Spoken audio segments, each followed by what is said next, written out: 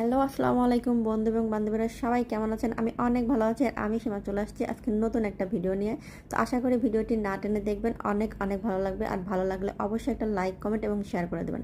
তো চলুন আজকে ভিডিওতে কি কি থাকছে দেখে আসি।